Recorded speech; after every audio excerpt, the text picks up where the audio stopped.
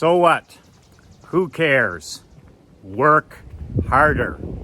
Michael McLean, BadAssBrotherhood.com on a beautiful, afternoon out here at the lake. Horsepower, not horse shit. Back in 2018, the season before we finally won our first Barclay Cup in 2019, the night before we had lost Game 7, 7-game series, to the perennial 5-time Castleman Vikings. This was my 4th straight year as head coach of the Perth Blue Wings. I owned the team, I owned the franchise, and it was my 4th year of losing in the semifinals or the finals to the Vikings, 5-time consecutive champions. And we had worked tirelessly, 12 months a year. I had hired the BadAss general manager, Bill White. I had surrounded myself with outstanding assistant coaches, video coaches. Marc-Andre LeBlanc, my business partner, was involved as an assistant and a video coach. I had guys from pro. I had the best athletic trainers in the league, strength coaches, you name it. I was trying to Bill Belichick it. I was trying to Nick Saban it. I was trying to, when I coached my first year, the Blue Wings had finished in 22nd place in the league. There were only 22 teams in our league. That was the year that I owned the team, but did not coach it. So my wife Krista said to me one time, we were sitting on the couch, that first season when the team finished dead last, I had purchased the team, and she said, don't ever, for the sake of your family and your marriage, ever not coach that team. So she saw what sitting around and not leading my own organization was like.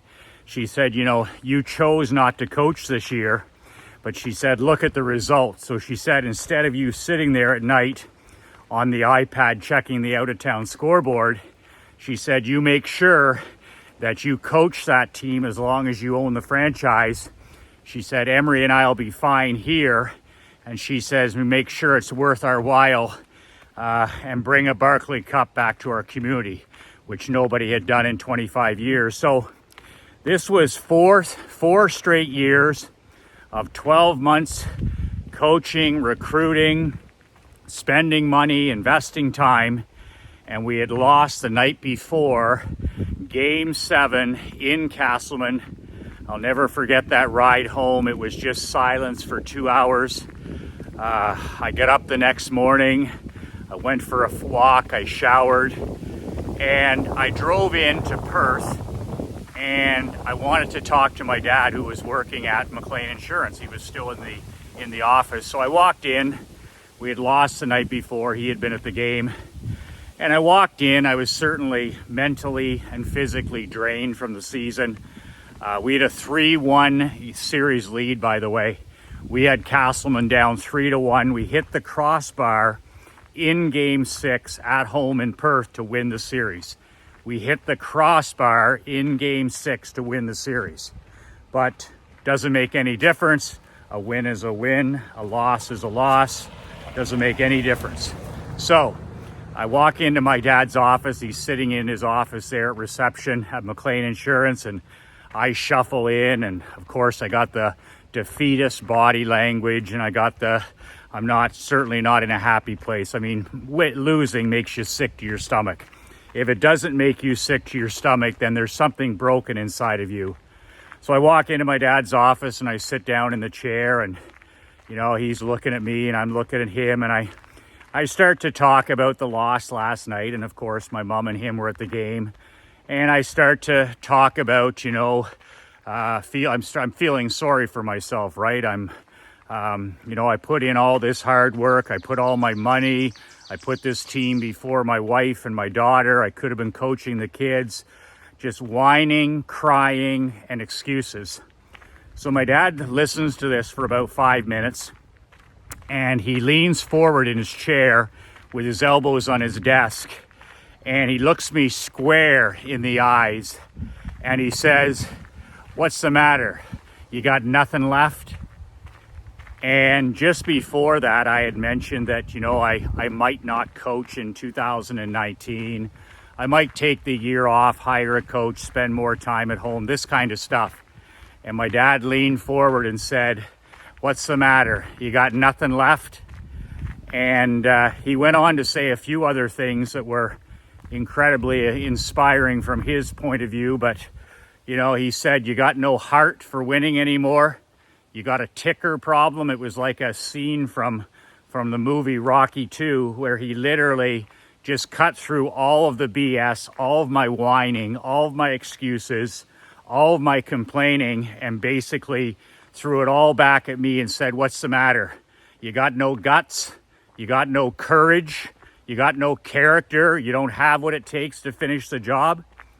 So he said after that, he goes, "You've taken this team from 22nd place, bottom of the barrel, the outhouse, the embarrassment of the league, on and off the ice, from bankruptcy to the most valuable franchise in junior hockey in our region." He says, "You've finished, first place in the regular season. You've set all kinds of two regular season win records." He says the only thing missing now is finishing the job when it matters, which is knocking off the Vikings or whoever it is and winning that coveted Barclay Cup. He said it hasn't been done in 25 years, but you guys are knocking at the door. So instead of giving up and surrendering, he said, keep kicking, keep punching, keep fighting, keep spending, keep investing time until it bleeds daylight. Simple as that. Simple as that. But he said to surrender at this point. He said, when you're right there, he says, I don't give a shit that you had a 3-1. He says, you need to finish the job. You don't have the process yet to win. You don't have the coaches yet to win. You don't have the players because you're close, but you're not close enough. And he said, you need to go back. You need to take a couple of days off here and clear your head. And then he said, you need to build a team that is bulletproof, completely and utterly bulletproof. He says, if you think the team is good enough in September, make it better. He says, if you think the team is unstoppable in October, make it better. He says, at Christmas, if you're satisfied with your team, you think, oh, you're a contender, make it better. He says, until the trade deadline, whatever it takes, he says, you need to commit 24 hours a day, 7 days a week, taking full responsibility and making this team unstoppable, relentless, and bulletproof. He says, if they have 7 20-year-old veteran players, you need 10. And on with this incredible mindset. But he said, if you're going to come into my office and you're going to sit here and talk like some chump, he says, I need to get back to work selling. So that was the kick in the ass. That was the only inspiration I needed.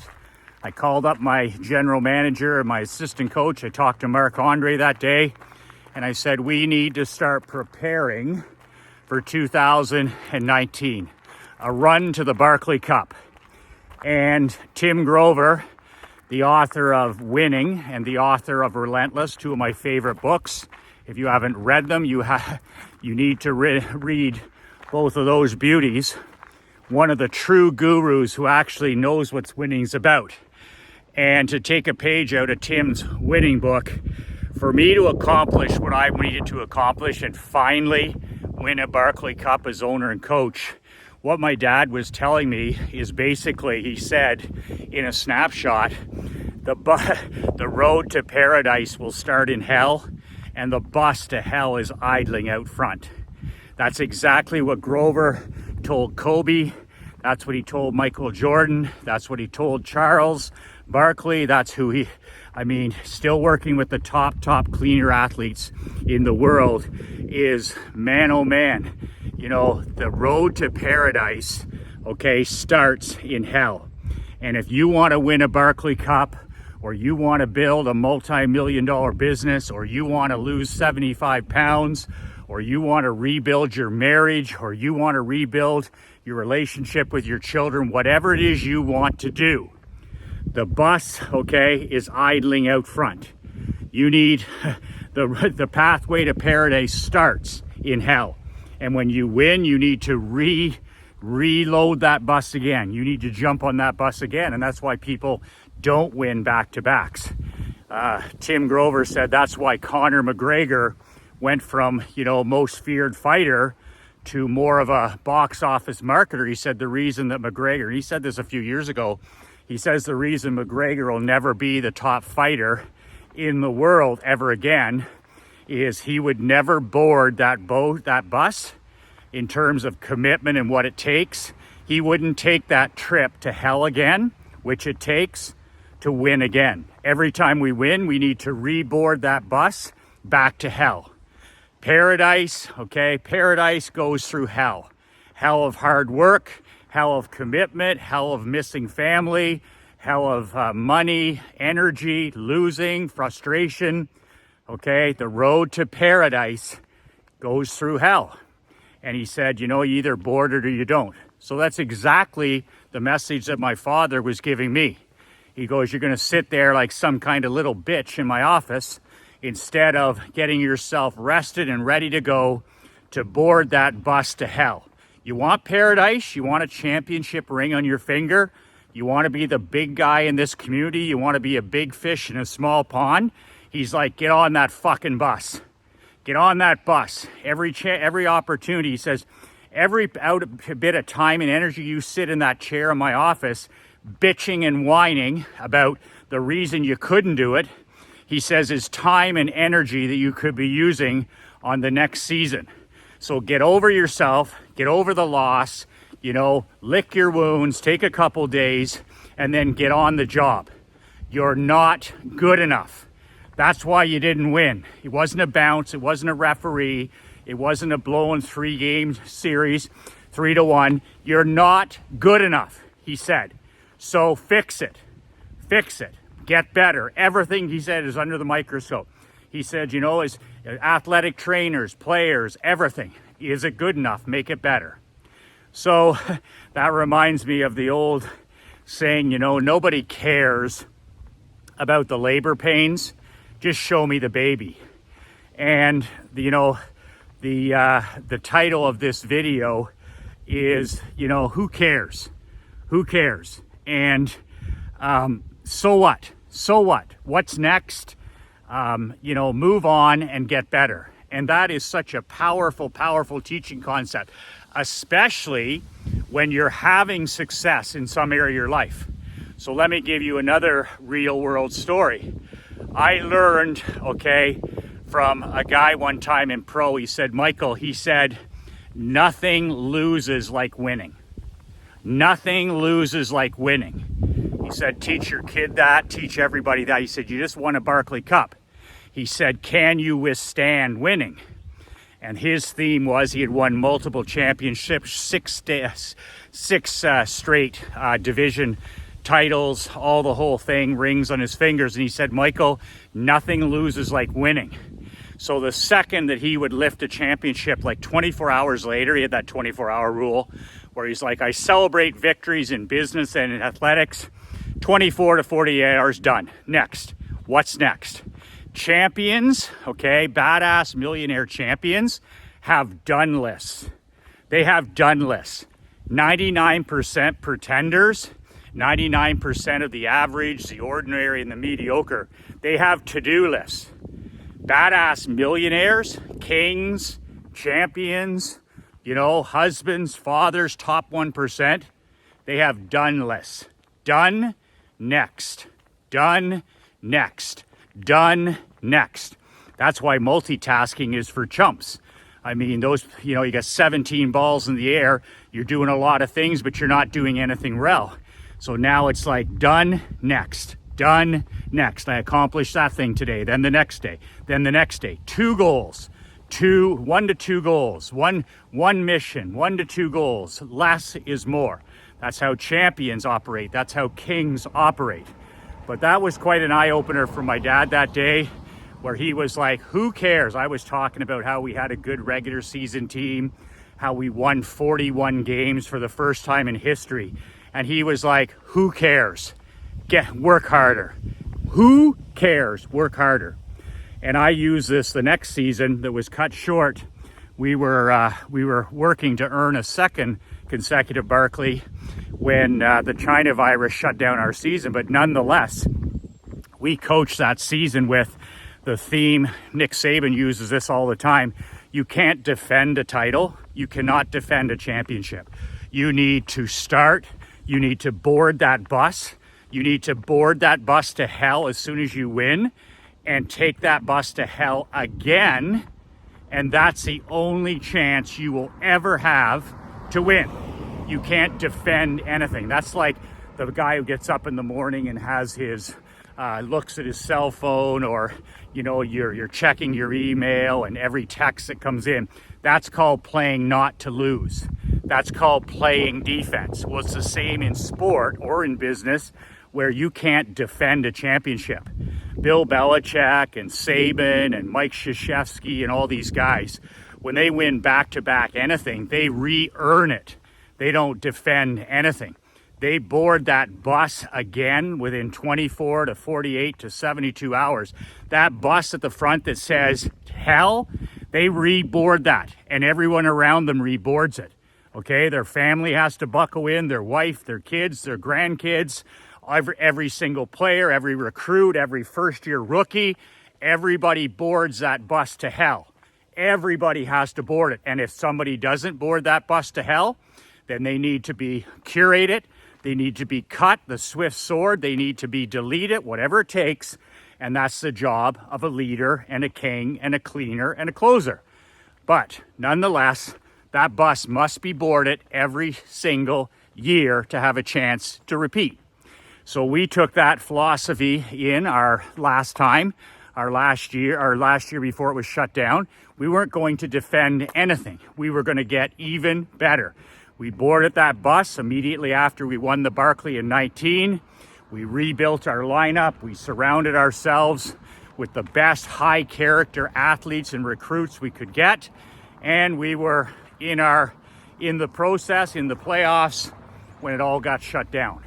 But what was incredible about that was we went through that entire process. You won the Barkley Cup. Who cares? What's next? Work harder. You won the Barkley Cup. You beat the top team in the city.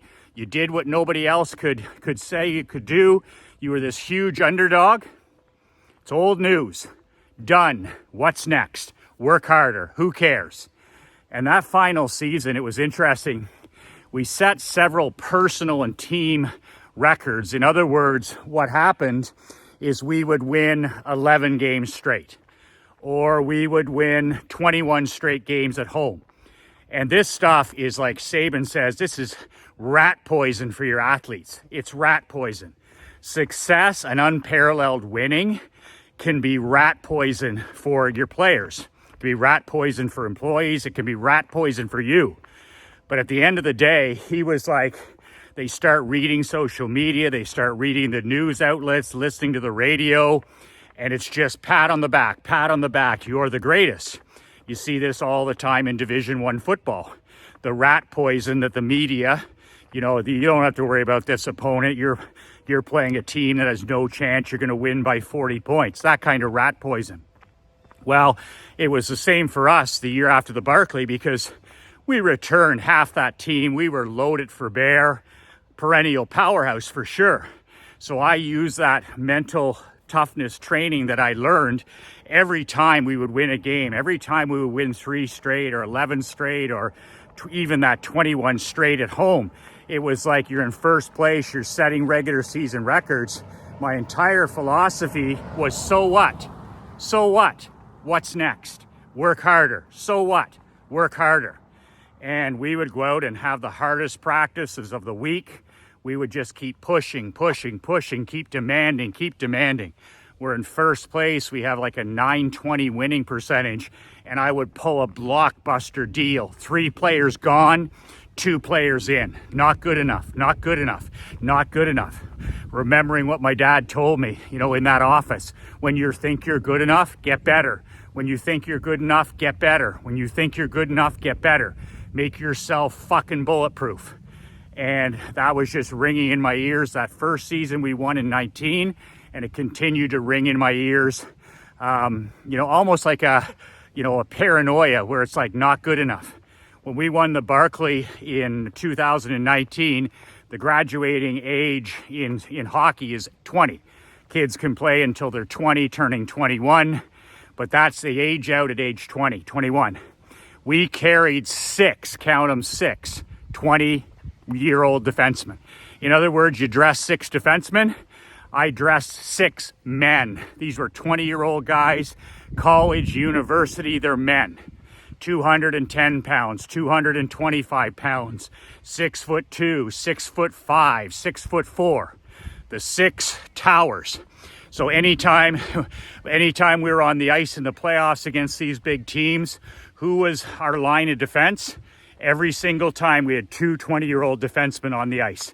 The towers, physical, gritty, mean, nasty.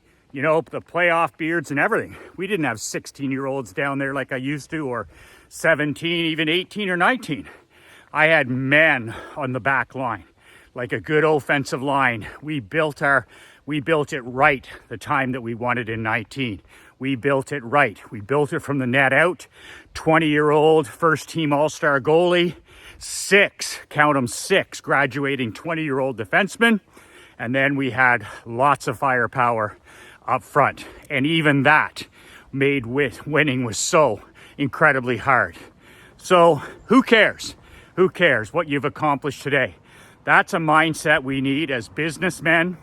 It's a mindset we need as fathers, as husbands, as grandfathers, as community leaders, because we don't have anybody else holding us accountable. You're the CEO. If you're watching this, you're the CEO of your life. You don't have a lot of people telling you what to do in your business, especially. So what's really critical is that you're your toughest critic. Well, anybody can say that, but you need that embedded in your mentality. Okay, we just had our best month ever. I've had lots of my world builders say that. Michael, I just increased my bottom line by $60,000 the month that I started working with you. And that's great. So what? So what? Who cares? What's next? Winning is already bored of that story, as Grover would say. Winning is already tired of that story. Why do you think I never wear a championship ring? Not one, ever. Like I'll wear them for an awards banquet, or I'll wear them at a speech or something, but that's it. Because it's an old story. It's a story for me. Nobody can take that championship away from me. But also, so what? What's next? So what? What's next? That helps you keep you winning. That helps you keep you at top. And you see it in the great, great, great people. Like Michael Jordan, he went to, 6 finals? But the biggest thing that separates him from all other basketball greats, he never lost in the finals, ever. Michael Jordan never, ever lost a final. You see it with some of these guys, Tom Brady, ring after ring after ring. He only lasted 41 days in retirement. And you know why? Because he's sitting at home going, so what? So what? Done. What's next? Work harder. That guy doesn't know what to do when he's not competing. The TV studio will always be there, okay? But the next chance, the opportunity to win an 8th ring is rarely there. So apply that to your own life and ask yourself constantly, especially when things are flowing your way. You're having a best month or a best week, or you've lost 25 pounds, or you've walked 150 days in a row. So what? Who cares? Who honestly cares? Work harder. I have guys say that to me all the time. Michael, you've done 200. This is my 204th video, this one. 204 videos in the snow, in the wind, in Canada, when I was sick, when I was healthy, when I was happy, when I was depressed. Doesn't make any difference. Who the fuck cares? That's my mentality. You know what? Let me see you do another, McLean. Let me see you do 200. Make sure it's 400. Let me see you do 2 years. Then we'll talk. That's what winning says. Winning says, show me 2 years of daily videos. Then we'll talk. Or winning says, show me 5 years of consecutive videos. You know what they say about YouTube, the platform that I'm on here? You can't even talk about being an influencer. You can't even talk or even make a single excuse about your following until you've been on YouTube, ready? 24 months. 24 months. That's 2 solid years. So I've done 200 days. So I'm in the second inning. Are you kidding me? I'm in the second inning. I can't be bitching and chewing and whining about the fact that I don't have 1 million followers. I'll get to 1 million followers. You're damn right I will. But it's going to take me 2 years, 3 years, 4 years, maybe 5 years. And I have, so what? Now I got like 300, 400 people following me. I just started brand new again, okay, a couple months ago. And everybody's, that's great, Michael. You know, this is really the tipping point. You're going to have thousands of people. But until then, who cares? So what? So what? Get out there and shoot another video. So what? It's raining, it's snowing, I don't know what to talk about. So what? Who cares? Work harder.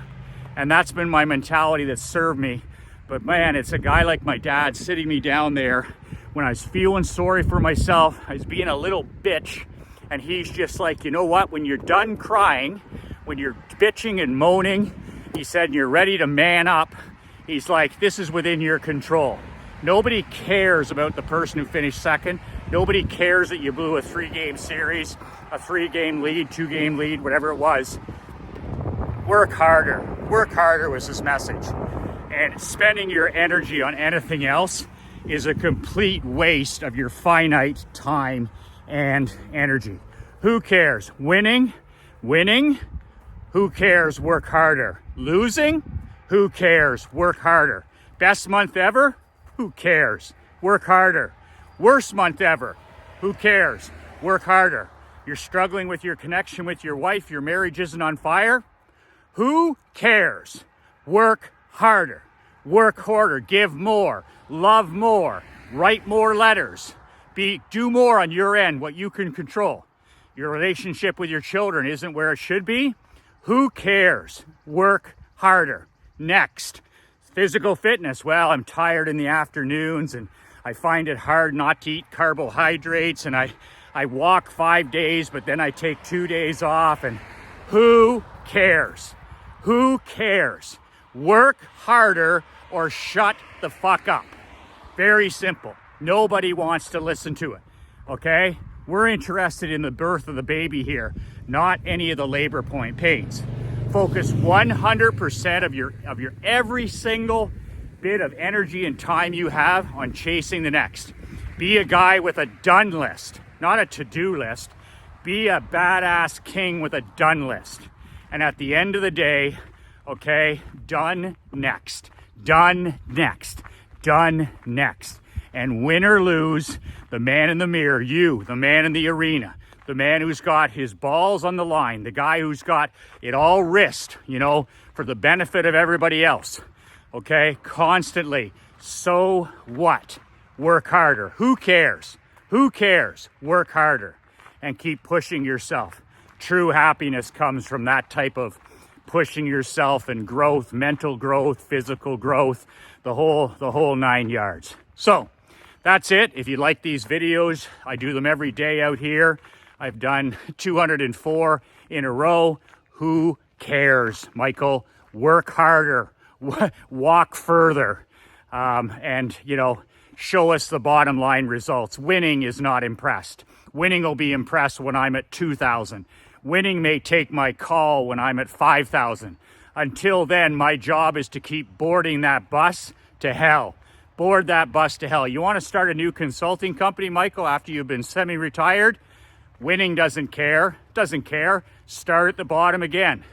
You know, the bus was waiting for me. It doesn't matter that I was $1 million businessman and I was a consultant, a big guy in the insurance consulting. Winning doesn't give a shit about any of that stuff. When I started this in November around American Thanksgiving, you know what winning said? There's the bus, Michael. Get on it. There's the bus to hell. Get your ass on it. That's what winning said. And all the stuff I had done before that, it's helpful, but it doesn't help with winning.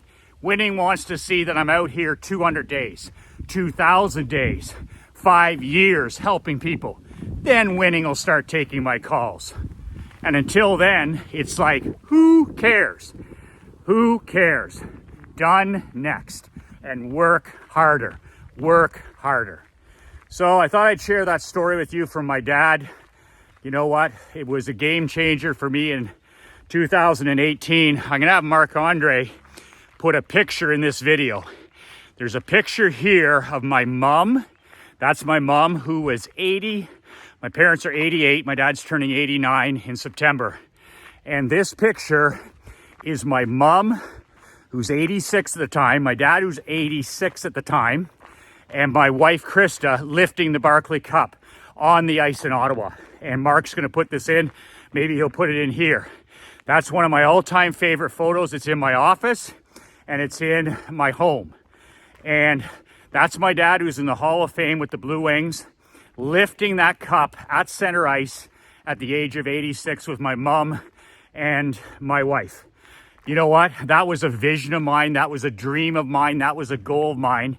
And when you make something like that happen, you know, it's just so rewarding. But at the end of the day, like my dad said, so what? What's next? So what? What's next? And work harder. But I'm sure grateful to have that picture and that inspiration that drove me there. But you know what? If my dad had not told me the truth, if Clear hadn't been kind, if he hadn't been kind to me by calling me on my horse shit, then that would have never happened. It took that 5-minute, you know, toe-to-toe, belly-to-belly, father-to-son phone call or in-person meeting. That trophy would have never happened. It would have never happened. But my dad was clear as kind, not unclear. He didn't go in there and pat me on the back and say, good effort, and, you know, second place is no shame. He was like, fuck that. Finish the job. Finish the job. Nobody cares what you've done to this point, okay? Shut up and work harder. And work harder. And when he lifted that trophy at center ice, he just smiled over at me and he was just like, well done. And that means something then, because he pushed me, he stretched me, he made me man up, he made me uncomfortable, he made me comfortable being uncomfortable, that kind of stuff. And that's what we need to do in our lives, our businesses, with our kids and all that other stuff. Championship effort and championship honesty. Like the great Brene Brown, clear is kind. So that's it. You want something? The bus is idling out front and it'll say hell across the top. You either board that bus, it leads to paradise if you put in the work. It leads to paradise, but that bus goes through hell first. That bus goes through hell. And by the way, that bus doesn't take any tweaks. It doesn't take any shortcuts. It doesn't stop. It just stops to kick guys the hell off.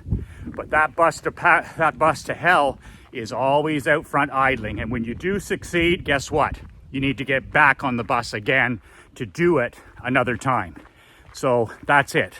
2 words that changed my life. If you're interested in getting on a waiting list for my mastermind, no problem. You can go to BadAss Mastermind or BadAssChampions.com below. And I'll put you on a waiting list for my $50,000 5-star mastermind. That in itself is the bus to hell. 12 months with me, live events, me in your ear every week. That is where you want to go to paradise. Get on that mastermind bus to hell below at BadAssChampion.com. 2 words that change my life. 2 words that can change your life. Remember to hug your children and your wife at the end of today and tell them that you love them. Critical, absolutely critical. Most important people are in front of us right now. Make sure that you tell them every single day. 2 words that changed my life, 2 words that can change your life. Be relentless.